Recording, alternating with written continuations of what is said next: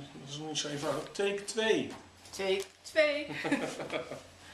Goed, we waren gebleven dat jij uit aan het leggen was van goed, als je het hebt over fundamentele onzekerheid, hoe kun je dat voor jezelf reduceren? Nou, daar heb je een aantal dingen genoemd. Ja. We hebben ook een terugblik, we hebben een blik geworpen over de tegenstellingen van aanpak tussen het oosten en het westen. Ja. Jij herkent daar zaken in, ook op kleine schaal. En we waren gebleven bij welke fundamentele vragen stellen we ons eigenlijk op zo'n moment? Nou ja, dat heeft ook te maken met de vraag hoe je met je eigen angst omgaat. En voor mij is dat dan toch om veel te lezen en erover na te denken en dat te doen. Met wel een verschil. Vroeger dat ik meer de drive had toen om daar dingen in te veranderen of te vinden. En nu heb ik meer de drive om het te begrijpen. En dat helpt ook wel. Dus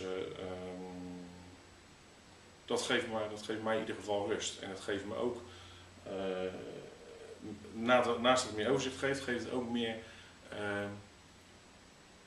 ik doe er dan voor mezelf dan toch iets aan.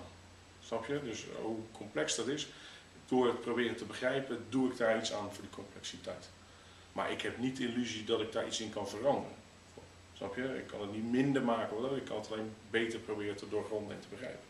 En daar kan ik iets aan doen en dat doe ik ook. En dat heeft ook mee te maken dat ik in mijn privé voor dingen heb gestaan waarbij ik diep moest nadenken hoe het kwam. En waarbij ik heel veel moest afvragen van oké, ik moet tot diep inzicht komen, maar ik moet ook accepteren erin. Maar voordat ik dat doe zal ik een paar slagen moeten maken. Nou, en dat heeft onder andere in het jaar dat ik 40 werd, kwamen een paar van dat soort elementen terug. En die elementen brengen we dan ook weer, daar heb je dan meer overzicht voor en gevoel voor gekregen. En daarvoor vind ik het dus ook best wel lastig om, als je het over die emerging complexity hebt, aan de ene kant gaat het voor mij zo over hoe ik ben, hoe dicht het bij mij staat in mijn privéleven. En aan de andere kant gaat het zo over hoe de wereld in de tijd, in de plaats, in elkaar zit. Dat is voor mij, dat is een soort samenhang die erin zit. Waarbij ik aan de ene kant in mijn eigen stuk heel veel eraan kan doen. En aan de andere kant waar ik naar kijk, ik helemaal niks bijna kan doen. Dat maakt het ook bijzonder interessant voor mezelf. En zou je daar wel een wat in willen doen? Een van mijn vraagstukken in mijn leven is uiteindelijk nog steeds, wat wil ik nou doen? En een van de dingen is dat ik wil begrijpen, maar je kan niet heel je leven alleen maar begrijpen. En ik ben nog steeds op zoek naar wat wil ik nu doen. En dat komt ook elke keer terug in mijn werk, want ik ben controller en elke dag komt ook weer de vraag van, moet je niet meer met mensen doen?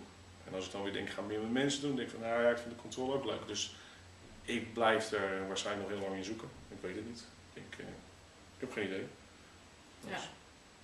Ja. Is er een vraag met dit onderwerp waarvan je zegt, die zou ik eigenlijk wel gewoon eens verder uit willen werken met een groep mensen? Nou ja, toch wel de Oost-West vraag, hoe daarnaar gekeken wordt. En ik heb nooit in het oosten gewoond. Ik ben er 1 keer geweest, 1,5 week in Shanghai. Of de beelden die ik daarover heb, of die wel kloppen. En dat zal voor een stuk zo zijn en voor een stuk zo niet. Maar daar zou ik wel meer gevoel over willen hebben. En voor jezelf? Als je zegt van bij mijzelf zie ik ook die ambivalentie van wil ik dit, wil ik dat. Ja. Ik ben daarin aan het zoeken, ik zie het bij mezelf en ik zie het in de wereld. Nou, daar ben ik ook nog steeds niet uit. Je komt elke keer met, ga die cursus doen. Ik weet het gewoon niet. En daar zit ik nou best wel lang tegenaan te hikken. Ik weet het gewoon niet. Ik weet niet of ik daar die ontwikkeling in wil. Om dat met mensen te delen. Of dat ik dat gewoon op mijn manier wil doen. En dat is toch gewoon boeken lezen en erover na te denken. Ik weet het nog steeds niet. Nee, dus daarin nog. Ja, en vorig jaar heb ik 2 dagen over Spiral Dynamics gedaan. Dat vond ik machtig interessant en dan ga ik dit jaar ga ik er weer 2 dagen doen.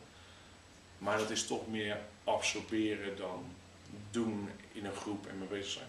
Dus ik weet het niet, ik heb er nog geen idee over. Dus. Okay. Zou jij de talking stick want dat is het een beetje. Zou jij die van mij over willen nemen en dit interview, een interessant gesprek ook met iemand anders voeren? Dat wil ik heel graag doen. Ik vind Nou. het bijzonder leuk. We hebben ondertussen geloof ik 34 versies gehad. We hebben, dat weet niemand, maar de camera staat nu op een rare beker en een raar boek.